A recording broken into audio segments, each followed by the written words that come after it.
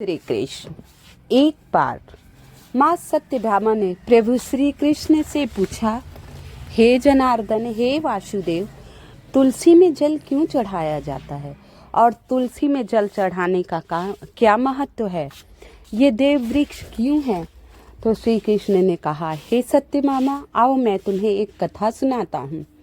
धरती पर एक सुशर्मा नामक बहुत ही अत्याचारी और बहुत ही दुराचारी ब्राह्मण रहता था।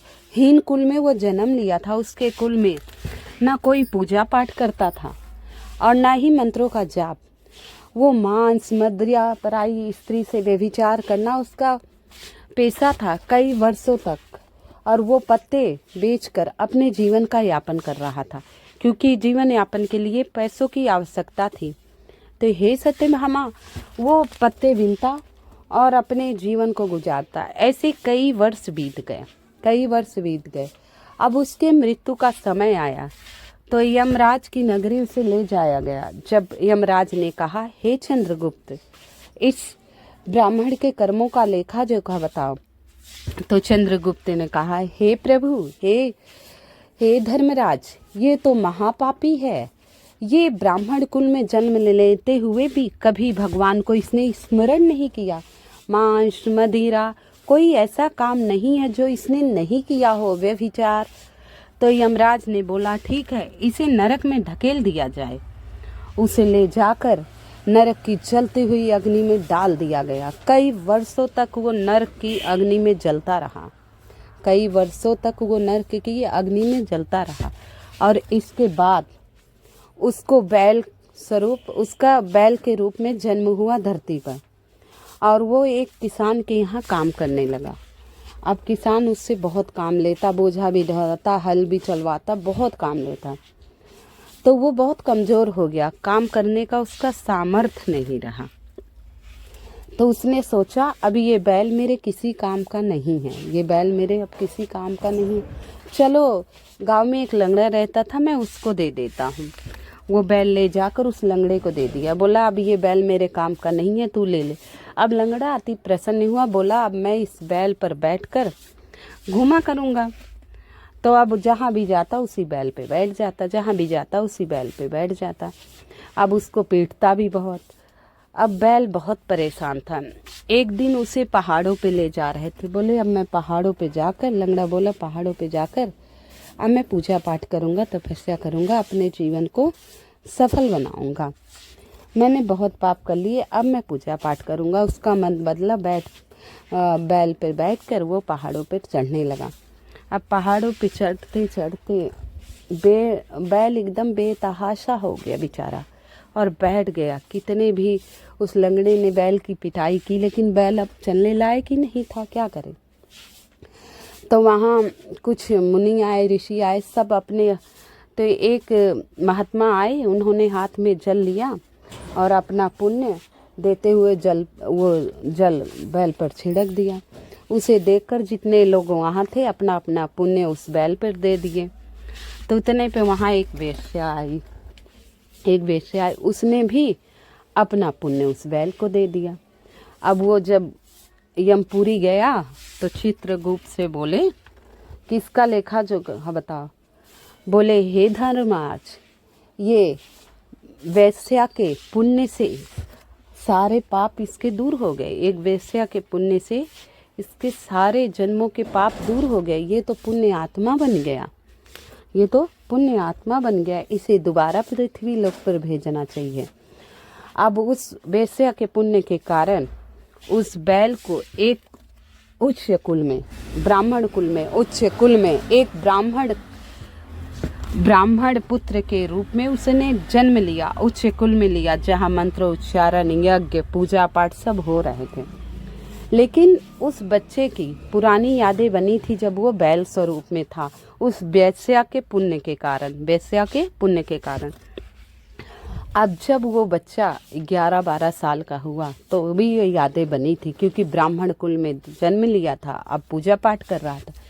अब वो सोचा, मैं उस वेश्या से मिलूंगा, किस पुण्य के कारण मुझे ये ब्राह्मण कुल में जन्म मिला और मेरे सारे जन्मों के पाप धुल गए, जो मैं बहुत पूजा पाठ दान धर्म करता तो भी नहीं। तो अब वो ब्राह्मण कुमार सोचे मैं उस वेश्या को ढूंढूंगा, वो कहाँ है, किस जगह रहती कुमार है। वहीं पहाड़ों पहुंच गए जहां उन्होंने बैल के रूप में प्राण त्यागा था, और वहां पहुंच के आसपास उस वेश्या के बारे में पूछने लगे। तो ब्राह्मण कुमार को वेश्या का घर दिखाया गया। अब वेश्या बूढ़ी हो चुकी थी, तो वेश्या के पास वो ब्राह्मण कुमार आए और प्रणाम किया। तो वेश्या ने कहा तुम कौन हो और यहाँ क्यों आए हो? तो बोले हे माँ, मैं आपके पुण्य के कारण ही आज इस स्वरूप में हूँ। मैं एक बैल के स्वरूप में था, जो मैं बहुत ही अत्याचारी था, पहले ब्राह्मण था, बहुत ही मांस मदिरा खाता था, बहुत ही अन्याय किया है मैंने, बहुत सारे पाप किए, लेकिन आपके एक पुण्य से मेरा उद्धार हुआ। जब मैं यमपुरी गया तो आपके पुण्य की ही बातें हो रही थी।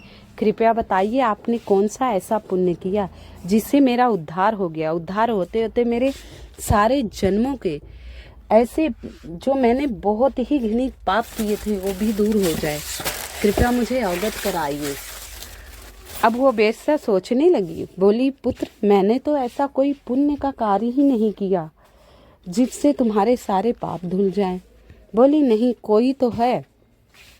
तो बोले मेरे पास एक तोता है जो पता नहीं क्या बोलता रहता है दिन भर, चलो उस तोते से बात की जाए। अब वेश्या और ब्राह्मण कुमार उस तोते के पास गए। तोते से कहा तुम क्या बोलते हो और मैंने क्या पुण्य दिया, तुम ऋषि के आश्रम में रह चुके, बताओ। तोते ने कहा मैं एक मंत्र बोलता हूँ, मैं पहले जन्म में ब्राह्मण कुमार था, मैं बहुत विद्वानी था, प्रचंड ज्ञाता था, और इस बात का मुझे घमंड हो गया था। मैं परिजनों का सम्मान नहीं किया करता, ब्राह्मण ऋषि मुनि, मैं ज्ञानी था, मुझे इस बात का बहुत अभिमान हो गया था, और मैं किसी को अपने बराबर नहीं समझता था, विद्वान, और सबका अनादर करा करता, सबका अपमान करा करता था। और फिर जब मेरी मृत्यु हुई, मैं यमलोक गया तो मुझे तोते के रूप में जन्म लेना पड़ा, लेकिन मेरे पाप के कारण, जो मैं लोगों का अपमान किया था, मेरे अभिमान के कारण मेरे माँ बाप बचपन में ही छोड़ के चले गए छोटे से तोते की योनि में। फिर वहाँ मैं रोने लगा, जब मेरे माँ बाप चले गए, अब मैं किसके सहारे रहता, छोटा था, मैं रोने लगा। मैं रो ही रहा था कि रास्ते में कुछ ऋषि मुनि जा रहे थे, उन्होंने मुझे उठा लाया, मेरा पालन पोषण किया और मुझे पिंजड़े में रख दिया। ऋषि मुनि के आश्रम में उनकी माँ, उनकी पत्नियाँ, बहनें, माताएं, बेटी, पुत्र सभी थे, और वो माताएं प्रतिदिन माता तुलसी में जल चढ़ाती, सुबह उठी, स्नान करके माता तुलसी के पास जाकर जल चढ़ाया करती और ये 3 मंत्र बोला करती। वो मंत्र मुझे याद हो गए और मैं वही जपता हूँ। कुछ समय बाद एक चोर आया जो मुझे चुरा लिया और इन वेश्या को बेच दिया और इन्होंने मुझे खरीद लिया। वही 3 मंत्रों का मैं जाप करता हूँ, जिसके सुनकर इनका अंतरकरण शुद्ध हो गया और ये वेश्यावृत्ति छोड़कर भगवान विष्णु की सेवा में लग गईं।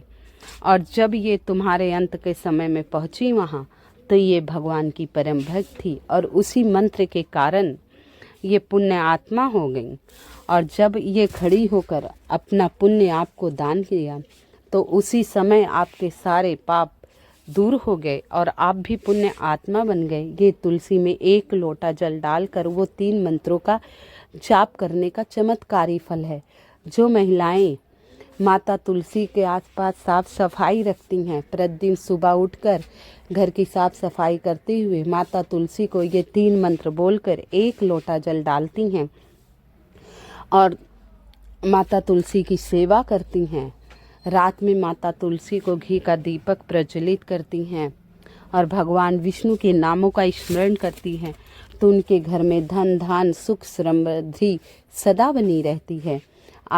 तो तोते ने कहा, तो वेश्या ने कहा, उस 3 मंत्र के कारण ही तेरा कल्याण हुआ है। तो ब्राह्मण कुमार ने कहा, अब मैं भी माता तुलसी में 1 लोटा जल प्रतिदिन डाला करूँगा और इन 3 मंत्रों का जाप करूँगा। जो ये 3 मंत्र इतने चमत्कारी हैं जिसके कारण सारे समस्या दूर हो जाती है, पापों से मुक्त हो जाते हैं। ये 3 मंत्र जपने से लक्ष्मी की प्राप्ति होती है, माता लक्ष्मी का आगमन होता है, नारायण की कृपा बनी रहती है। तो आपको मैं ये 3 मंत्रों के बारे में बता रही हूँ, 3 शब्दों के बारे में बता रही हूँ। ये 3 शब्द अवश्य बोला कीजिए। माता तुलसी को 1 लोटा जल डालने के बाद परिक्रमा करते समय ये 3 शब्द जरूर बोलिए। आइए उन मंत्र का उच्चारण करते हैं। तो वो 3 मंत्र है, ओम वृंदावन स्वाहा, ओम वृंदावन स्वाहा, ओम वृंदावन स्वाहा। मात्र 3 बार बोलना है और प्रतिदिन करके देखिए, आपके घर में सर्वदा कल्याण होगा। एकादशी के दिन ये कथा अवश्य सुनिए, लोगों को सुनाइए। एकादशी के दिन ये कथा सुनने मात्र से सारी समस्याएं दूर हो जाएंगी, पापों से मुक्त हो गए। और तुलसी में, पीपल में और बेलपत्री में हो सके तो प्रतिदिन 1 लोटा जल अवश्य समर्पित करिए, जिसके आवागमन के चक्र से आप मुक्त हो जाइए। तो माता तुलसी का पौधा सभी लोग अपने घरों में लगाइए, सभी लोगों को अपने घरों में लगाना है और भगवान विष्णु के मंत्रों का जाप करना है। तो ये 3 शब्द अवश्य बोलेंगे। ये 3 शब्द बोलने से लक्ष्मी नारायण की कृपा आप पर सदा बनी रहेगी।